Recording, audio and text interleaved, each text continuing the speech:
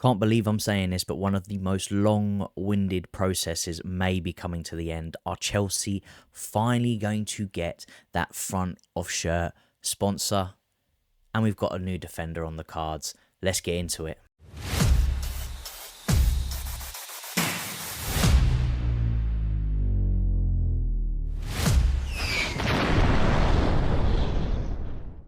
What is good, guys? Welcome back to Behind the Dugouts. And if you're new around here, hit that subscribe button, smash the likes, drop a comment. Your support is greatly appreciated and helps push this channel further. And today, we've got some news that, we've been waiting for ages. This front of shirt sponsor nonsense. And I say nonsense because this is one of the biggest jokes surrounding this football club for years now. Not even a couple of months, for years. How have we not got a front of shirt sponsor? World champions, Chelsea, for goodness sake, the only club without a front of shirt sponsor. But have we found one?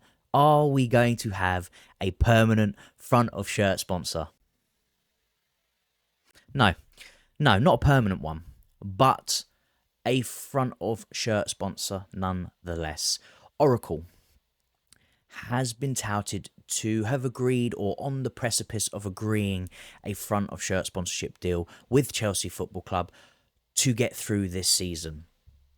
So it is going to be sort of down the lines of what Damek was and Infinite Athlete, where they're going to be a temporary solution until they find this permanent solution that they are hoping to find. And there are some mitigating factors as to why we haven't got a permanent solution yet.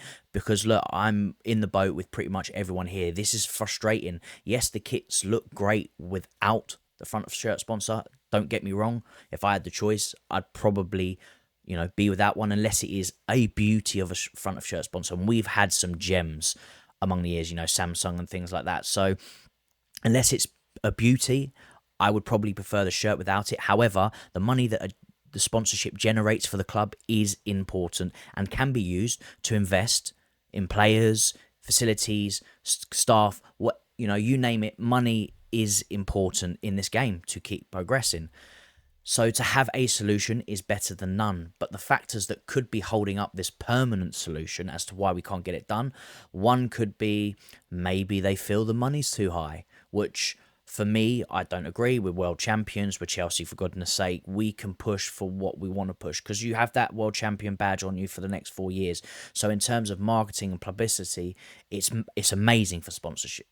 Amazing, because you're getting your name as, the sponsor of the world champions. And I guarantee, all clubs will be trying to do that.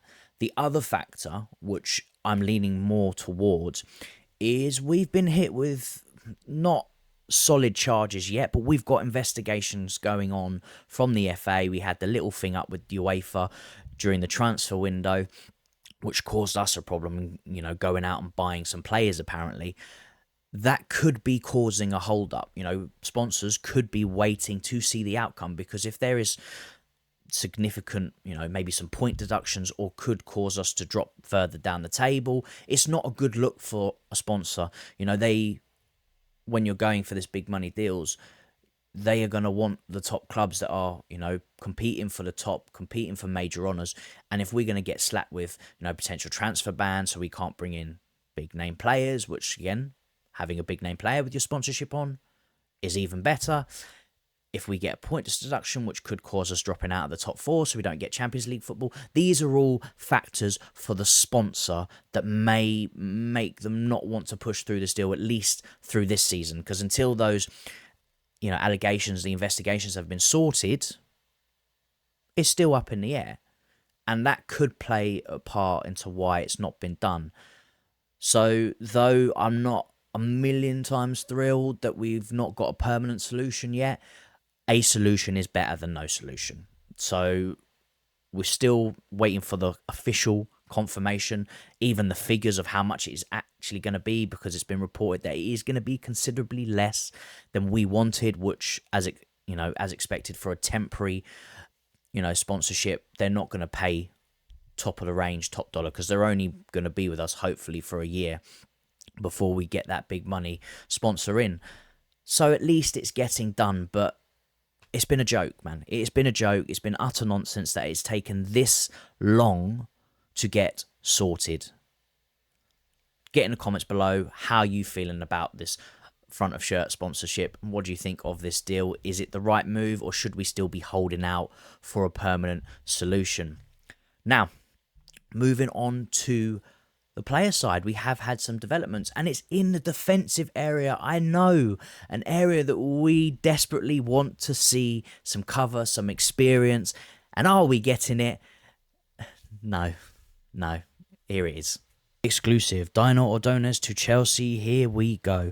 Agreement reached today for the 16-year-old talented defender to join the Chelsea project. They've accepted all of Chelsea's conditions, and the Ecuadorian will arrive in January 2028. Well, we got what we wanted, right? We got a central defender that we so desperately needed, we so desperately wanted, and it's another young kid. And not only is it another young kid, it is a player that we are not going to see for the next 2 years. He's only going to be joining in January 2028. So what's the point? What's the point? And I'm not going to go too hard on the kid. At the end of the day, when a club like Chelsea's coming in, they're offering you this opportunity to be on the world stage and potentially break into the first team. Of course, like any kid is going to take that opportunity. So it's nothing against the player. I don't know too much about him. Just know that he plays for the same team as Caicedo at this point, and he could potentially become the next big thing. But this is not helping the now. This does not solve the problems that we have right now. And we're going down even further into the route of just stockpiling more and more players. How many more defenders can we have that are young, that we can't even use, that we're sending out on loan? It just doesn't make sense. And to say that the club don't understand, they don't listen, I really would love to know what's going on in their heads right now as to why they think this is the right idea and not looking for a solution to the problem that we have at the moment and providing some experience, providing something for Maresca to use right now, because at the moment they're giving him nothing, and it is baffling. It is baffling, but like I said, no animosity towards the kid, because of course anyone's going to take this opportunity, but the club, like, I can't even say they seriously need to look at themselves, because we've been saying that for a long time now, but something needs to click in their brain. And I'm hoping, and I know it's a long shot, I'm hoping with Dave Fallows coming in and what he's done at Liverpool, and he doesn't take this route in particular, this go really, really young and hope and based everything on potential of what this player could become. He goes for more of those unearthed gems that have a bit of experience, that are not as known, the likes of Andy Robertson and things like that. Maybe we'll see a change, but at the moment, with the news that's coming out and the pre-agreement signing of another young defender, nothing has changed yet. But here's to hoping, right? January's just around the corner. We'll just have to wait and see if we get something in terms of experience, in terms of something that we can use right now. But get your thoughts in the comments below, guys. What do you think of this signing? How are you feeling at the moment? Drop them in the comments below. But for now, take care of yourselves, and I'll catch you all in the next one. Peace.